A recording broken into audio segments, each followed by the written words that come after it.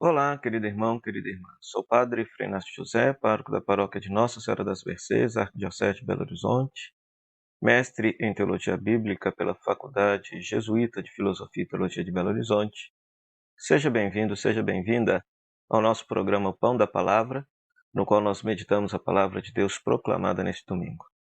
Estamos celebrando o terceiro domingo do tempo da Quaresma.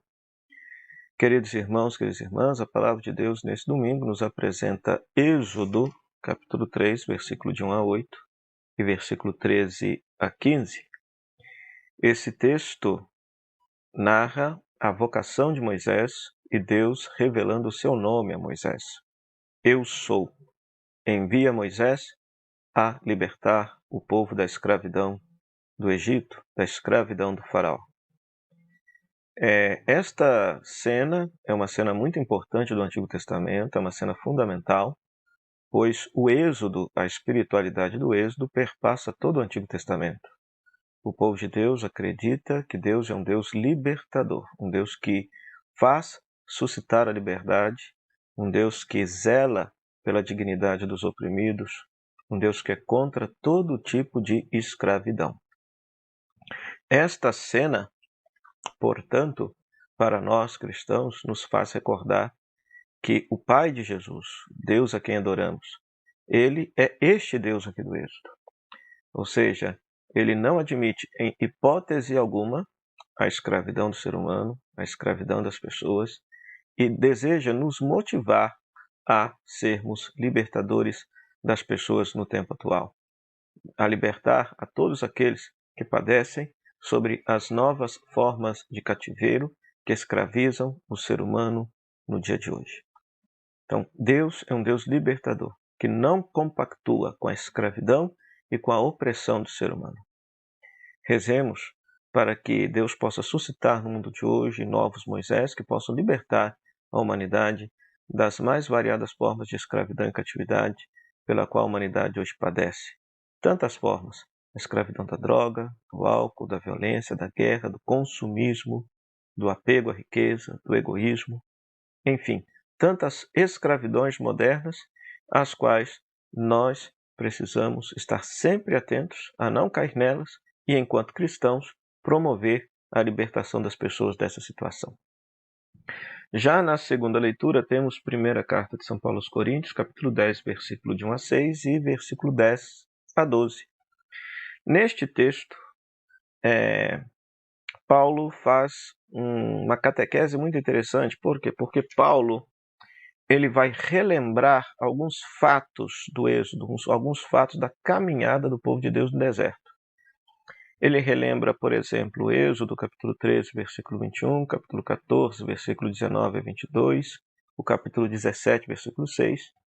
Ele relembra também aquele fato que aconteceu em Números, capítulo 20, versículo 8, o próprio Salmo 104, versículo 39, e o texto de Sabedoria, capítulo 10, versículo 17. Ora, relembra que o povo de Deus estava no deserto, guiado pela nuvem, que era o próprio Deus, e alimentado por Deus pelo maná e saciado por Deus pela água da rocha. Esta cena, que originalmente quer mostrar a providência de Deus, o cuidado de Deus para com o povo de Deus peregrino no deserto até chegar à Terra Prometida, lido na perspectiva de Paulo, de uma forma tipológica, ele faz uma catequese. A peregrinação agora é a nossa vida, a nossa existência, rumo à terra prometida do céu. A água é uma água espiritual, o maná é o corpo de Cristo, a rocha da qual sai a água é o próprio Cristo. Então é interessante que para a igreja antiga, para a igreja primitiva, rocha era, ou pedra, também era um dos títulos de Jesus. Ele é a pedra angular, a rocha angular na qual o edifício da comunidade está alicerçado, construído. Então é interessante que Paulo utiliza da Escritura para tirar lições e tirar uma nova catequese para a igreja de Corinto, né? Então, por isso que a palavra de Deus é viva e eficaz. Esse artifício que Paulo utilizou não é novo. Os judeus também faziam isso, quando, por exemplo, acharam os manuscritos do Mar Morto, que provavelmente pertencem a uma comunidade judaica dos essênios.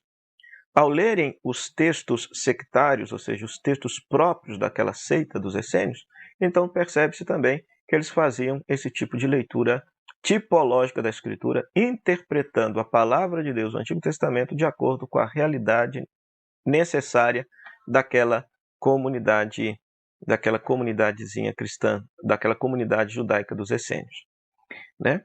Então, é muito interessante isso. Então, os fatos da história do povo de Deus servem de exemplo para nós. Então, nós podemos ler o Antigo Testamento de tal maneira que, tendo como chave de leitura a pessoa de Cristo, podemos tirar lições para a nossa vida aqui e agora. E a grande lição que Paulo nos ensina, que agora o deserto simboliza a nossa vida, estamos caminhando rumo à terra prometida do céu, e o próprio Deus, por meio de seu Filho Jesus Cristo, nos alimenta através dos sacramentos. Já o Evangelho, que é Lucas capítulo 13, versículo de 1 a 9, é dividido em duas partes. A primeira parte, versículo 1 ao versículo 5, e a segunda parte, do versículo 6 até o final. A primeira parte, algumas pessoas perguntam a Jesus se aqueles galileus assassinados por Pilatos eram pecadores, e Jesus rebate essa ideia, porque no tempo de Jesus se pensava que as tragédias ou os males que sobrevinham sobre o ser humano eram castigos de Deus, castigos divinos.